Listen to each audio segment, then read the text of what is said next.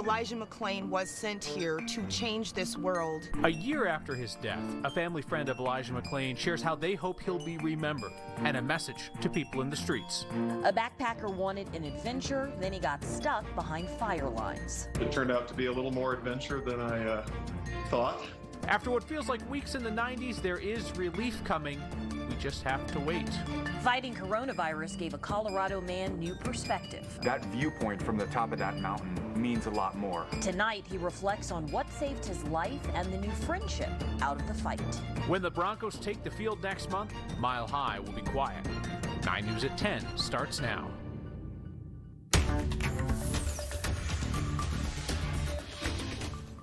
The family of Elijah McClain is working to figure out how they're going to remember their son a year after he died following an encounter with police and paramedics in Aurora.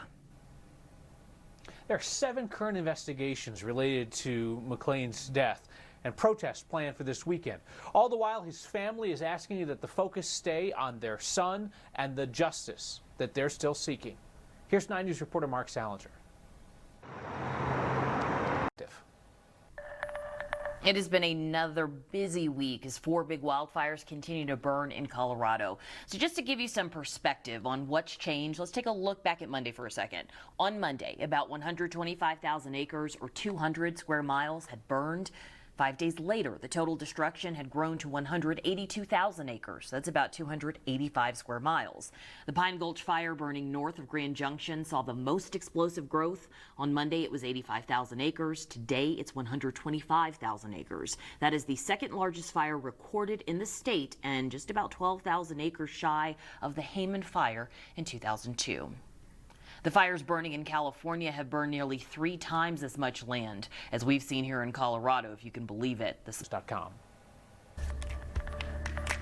When the pandemic hit, a cafe focused on helping kids had to cut jobs. They found a new way, though, to help those in need. Some students will be quarantining just a week into the school year. It's part of a strategy to limit the spread of COVID-19.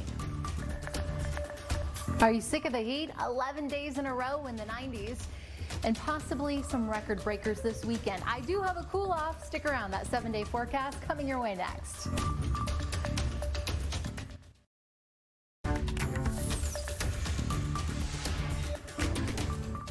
Kids in school districts across Colorado wrapped up their first week of school today, and some of them won't be coming back to the classroom for at least a couple of weeks.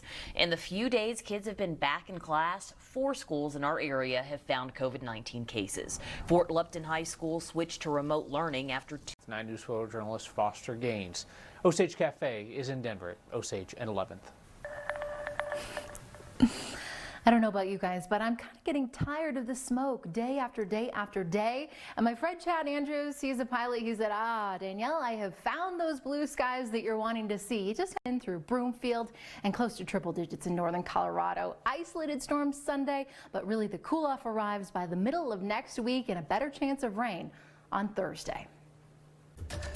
All right, coming up in sports, the first Monday Night Football game will not be the same. We'll tell you why. Plus, we'll hear from Vic Fangio next in sports.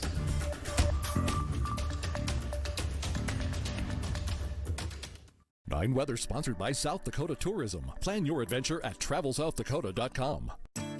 Hey Broncos country, we've got your training camp play-by-play. Broncos insider Mike Kliss and 9 News sports director Ron Mackey tackle the latest from the sidelines. Broncos training camp coverage tonight, right after the 10 p.m. news on 9 News.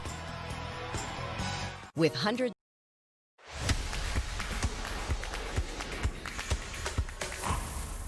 What's going on, everybody? Planning for this NFL season is tricky. Proof of that, if you had tickets to see the Broncos opener against Tennessee at Empower Field.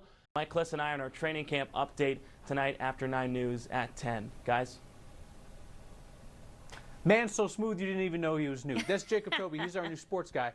What's it like picking up your life and moving across the country in the middle of a pandemic? That's got to be weird, right? It is. It is weird. I didn't fly, though. I drove, trying to be as safe as possible. I drove from Tulsa, Oklahoma. That's where I came, to Denver, moved in, all safe. I have my health, so that's all I can say about that. But it's been great so far. I love Colorado so far. So. Well, good. We'll meet you one day. You're doing a great job. Yeah, we're so glad to have you on the team. We're going to take a break. We'll be right back. Your kids didn't get to go to summer camp this year, but the Broncos get to go to training camp. Our update from camp is next. Good night. Good night. 9 News closed captioning is sponsored by Denver Mattress, your source for factory direct mattresses. Denver Mattress, the easiest way to get the right mattress.